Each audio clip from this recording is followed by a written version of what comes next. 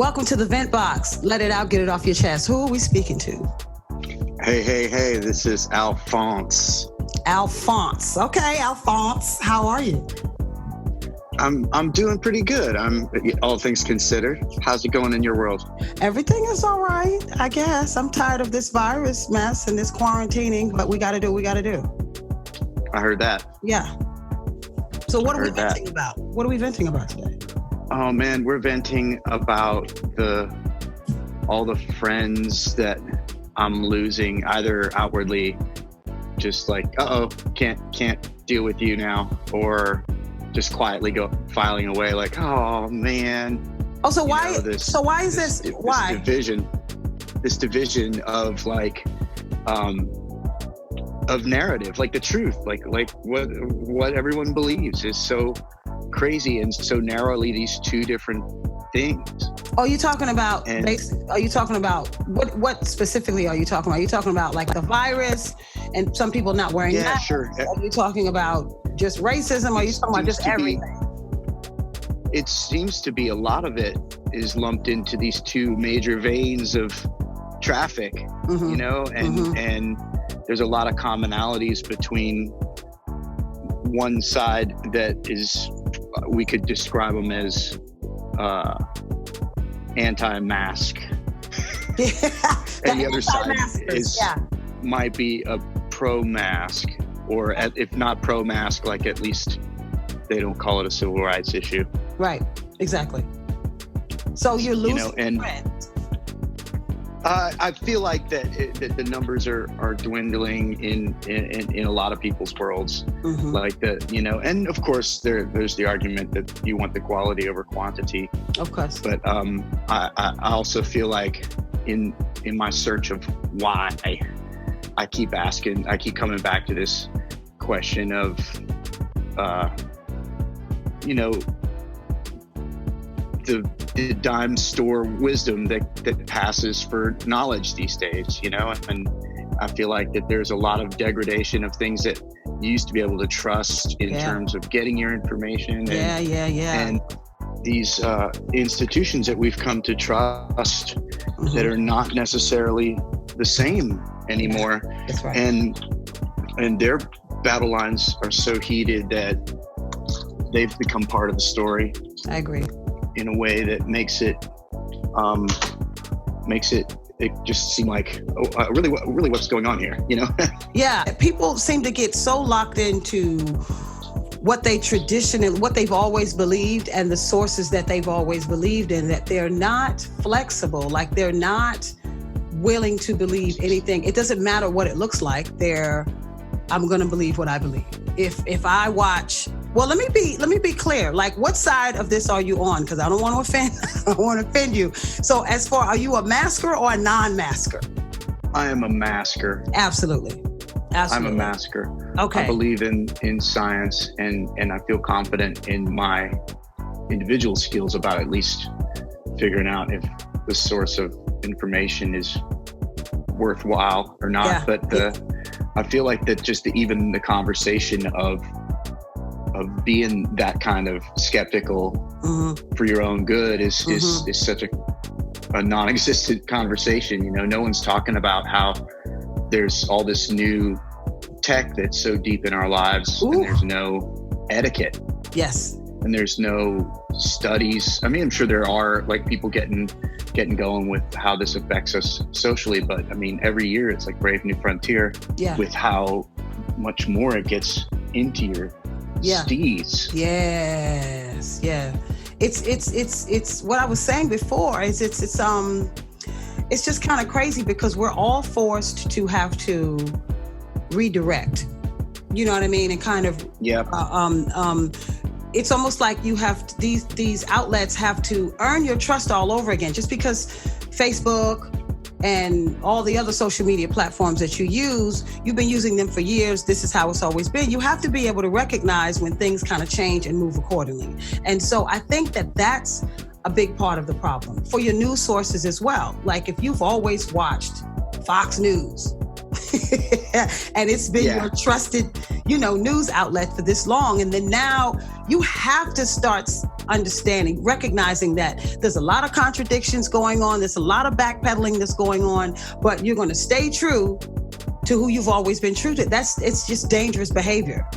It's dangerous. Yeah, it really is. And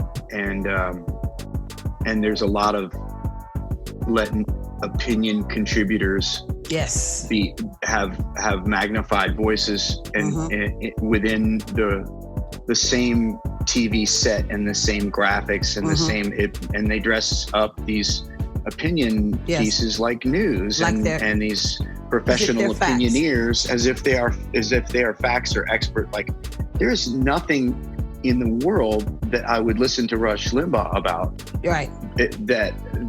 that I would consider him an expert on, but being Rush Limbaugh. I mean, literally, that's it. And that's the only thing he is an expert on. Absolutely. It's funny how, you log on social media and there's YouTube videos, and people are forwarding YouTube videos as if they're fact and not opinion. People are forwarding articles based on clickbait, and they haven't even read the content of the article. And it's I don't know, man. It's weird. It's really weird that people just don't read. They don't want to. You don't even have to dig deep. They don't want the information. It's almost like they're addicted to the sensationalism of all of it. Yeah. Like certain world leaders, they don't seem to even really want to have the ability to consider these higher things. And the people that do are merely a waste of time and warriors and stuff like that. Absolutely. And it's just terrible because it takes so much credit away from all that we've done in the name of reason over the centuries and getting more reasonable to each other and with science and balancing all these things into our worldview. Yeah. It's better than it ever was, but not in the popular sense. Absolutely. And what's funny is that it's forced me to raise an eyebrow at everyone, everything. And, let me check this out. Let me check that out, because there's so much bullshit out there that you have really no choice. Like, this is maybe your trusted source, the New York Times. Okay, I trust you. Okay, the Post, I'm not so sure. But you end up having to go back to your trusted sources and kind of give them a second look. For me, it's made me more skeptical of everything that I hear, as opposed to just sitting back and just assuming that everything is as it's been. You know what I'm saying? And so I don't understand why people are not more uneasy about this, just the whole thing. Like, where is this coming from? Immediately when I see a headline, headline, that's old school, isn't it? Yes. I knew what you meant. You know what I mean? Okay. Right there with you. Yeah. But immediately when I see a headline, I immediately start to dig to see how true it is, how many sources there are, like how often I can see this across the board to say, okay, this is for sure. Even down to someone passing away. Like, I've seen the same person pass away 4 times according to headlines. It's like people just don't dig. They just don't dig. They don't want to read. Like, oh my God. And it's discouraging. John F. Kennedy was shot. Right. Check out this article. It happened in Dallas. Exactly. What? It's crazy. And they a perfect symptom of the lack of desire to even care about that. That's it. Is this crazy Wayfair story where it's a preposterous myth that they're perpetuating, that kids are trafficked in the boxes of really expensive Wayfair furniture items. Yeah, isn't that crazy? It's beyond belief. It's like you couldn't make a shitty movie about a dumber plot, and it's absolutely. I'm like, what did Wayfair do? Like, what? And I did one search, Wayfair child trafficking, And immediately all the news articles popped up that just said it was complete bullshit. Bullshit. And I'm like, don't I have the same Google as everyone else? Yeah. But when I go to google.com and I type in that simple question, 3 sentences, 3 little words, just even if I misspelled them, it'll fix it. And I can debunk that article in 10 seconds. Exactly. But people are believing it and saying that about fellow citizens, and that some of these things are just kind of scary. When there's a lot of real stuff out here to be concerned about. There's plenty of real horror on the streets instead of making up conspiracies. Yeah. The entire world gets COVID-19 just to inconvenience you. Exactly. Let's not talk about the inconvenience part, because that sets me off pretty fast. People are, you're violating my civil rights because you're making me wear a mask. And it's the most inconsiderate, it's the most selfish thing that you can do, in my opinion, is to not wear a mask. But then you have people I think people are addicted to fear.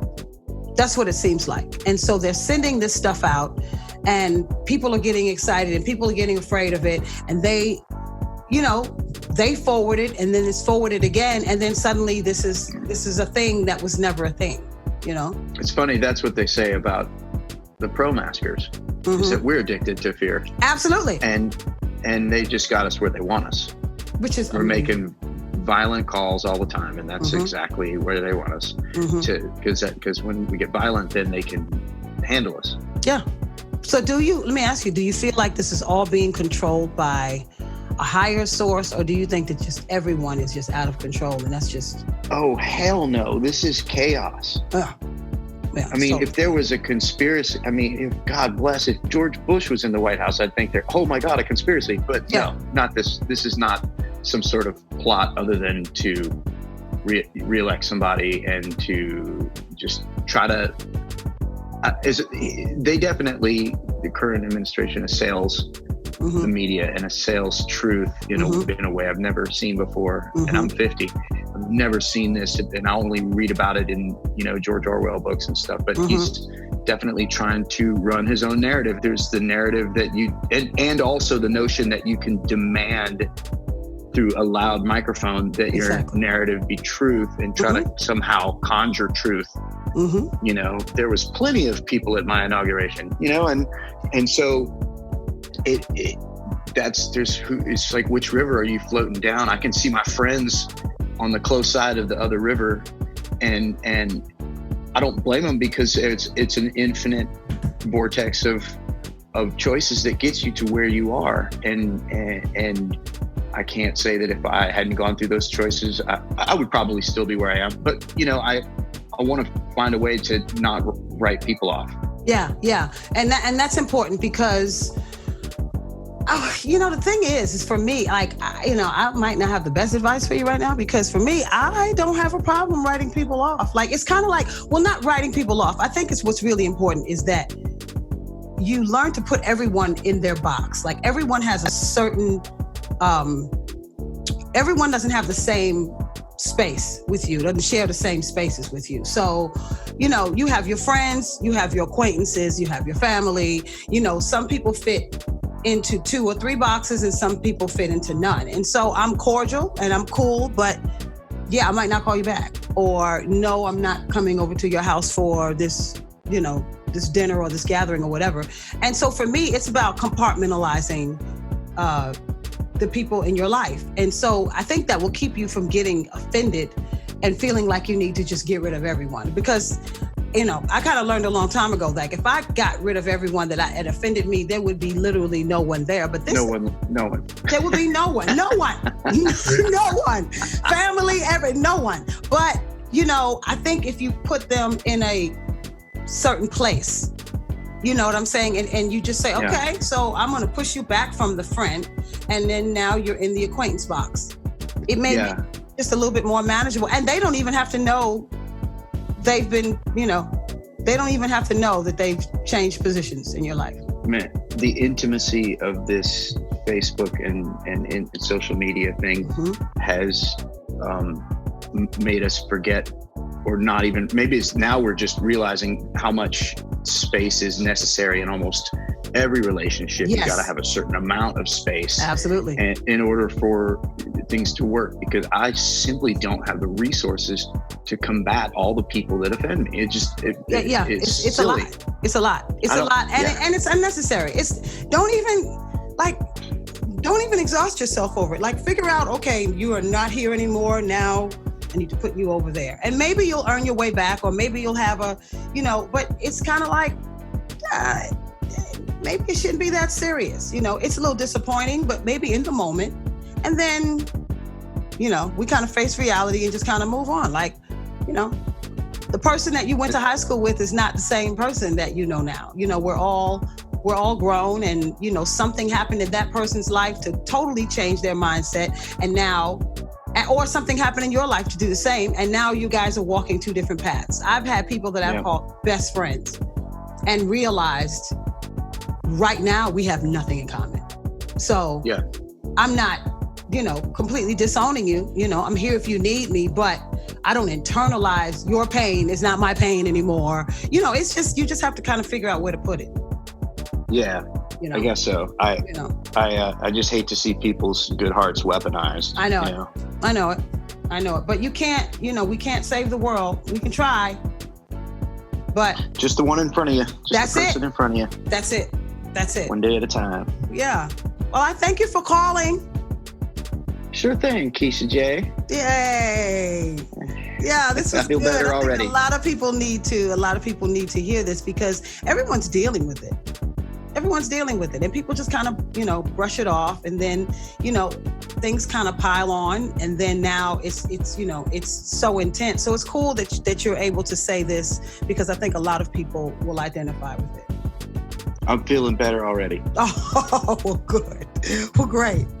All right. Thanks for calling the Vent Box. And don't be ashamed to call back. Call back. I'll call back sometime. All right, dear. Thanks for checking out the Vent Box with Keisha Jackson. You can catch it every Wednesday, so please subscribe and follow Facebook, YouTube, Instagram, Twitter at VentBoxPod. That's VentBoxPod. And if you need to vent, please shoot me an email at ventboxpod@gmail.com, or give me a call, 404-941-0338. See you next week.